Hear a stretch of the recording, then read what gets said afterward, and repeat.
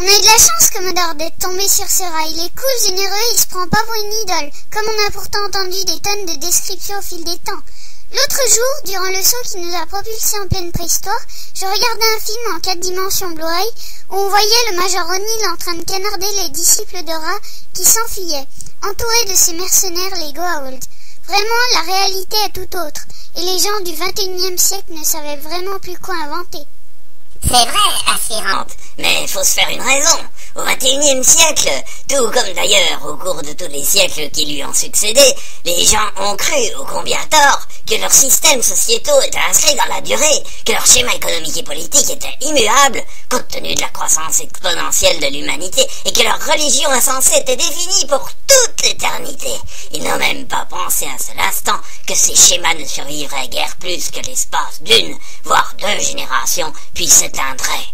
La catastrophe absolue a même failli avoir lieu au 21e siècle, lorsque les humains qui n'étaient plus en guerre les uns contre les autres depuis fort longtemps ont subitement décidé d'aller conquérir les autres planètes et ont entrepris en masse de quitter la Terre, complètement vidée de ses dernières richesses naturelles. Il s'en est fallu d'un rien que l'espèce humaine soit entièrement anéantie parce qu'on avait oublié d'emporter dans les soutes des vaisseaux intergalactiques assez de vivres et de carburant pour le retour, au cas où celui-ci s'avérerait nécessaire.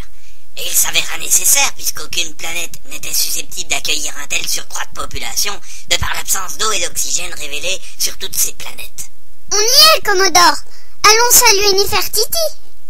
Il la trouvait somnolente, entourée de sbires et de danseuses nubiles, de nuques et de chats qui dormaient tout autour de la piscine dans laquelle avaient été placés quelques crocodiles dont les yeux paraissaient en surface. C'est pour faire style ta piscine, Néfertiti, ou bien est-ce ton bocal à poisson rouge? Non, je m'ennuie toute la journée, alors de temps en temps, je leur fais jeter un esclave. Ça fait un peu d'animation pendant 5 minutes, puis je me rendors. Et t'as rien de mieux à faire que de faire bouffer des esclaves à des sacs à main à 4 pattes? On vient de voir Rai il y a 1 heure à peine. Il nous a dit, outre de te donner le bonjour, de te méfier de tes saloperies de vipères.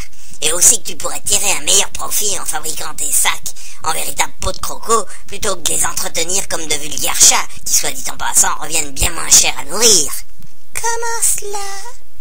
Pas la peine de te tracasser. Tu fabriques tes sacs et nous on a juste à les emporter pour aller les vendre par navette spatio-temporelle sur les marchés des alentours du 8e millénaire.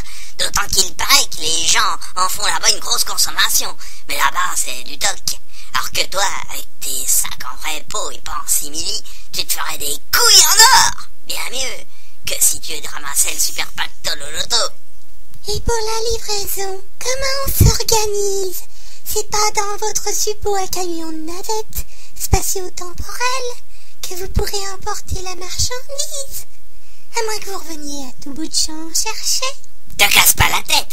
Avec le métafréon que Ra nous a filé, on pourrait faire la navette 15 fois par jour pendant 5 millénaires s'il le fallait. Mais cela serait inutile de rendre la marchandise trop abondante pour les clients, qui s'empresseraient aussi sec de faire baisser les coûts. Voilà une idée surprenante, mais intéressante cependant.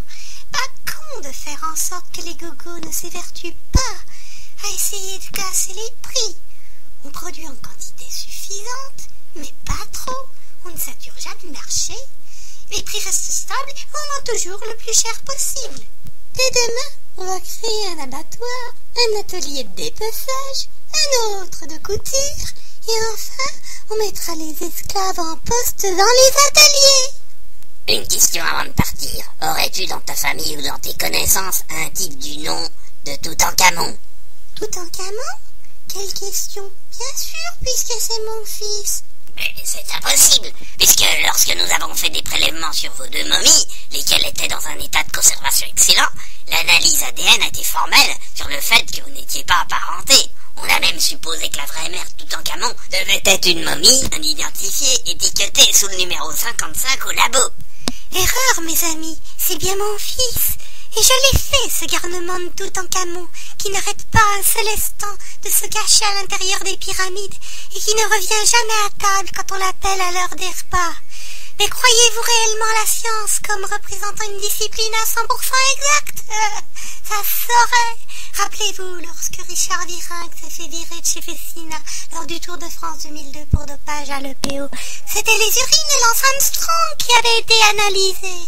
Mais malheureusement, étiqueté à tort, j'ai mes sources de renseignements aussi. Après cette négociation rondement menée avec Nefertiti, Flyer et Billy décident de redécoller pour aller vers d'autres aventures et prennent congé de la souveraine d'Égypte qui, excitée à l'idée de faire fortune, désormais dans le domaine des accessoires de luxe, leur donne en cadeau un superbe chat angora noir et blanc, parfaitement identique au gros minet des dessins animés en vogue au cours de la fin du XXe siècle et qu'ils décident d'un commun accord de baptiser Lulu.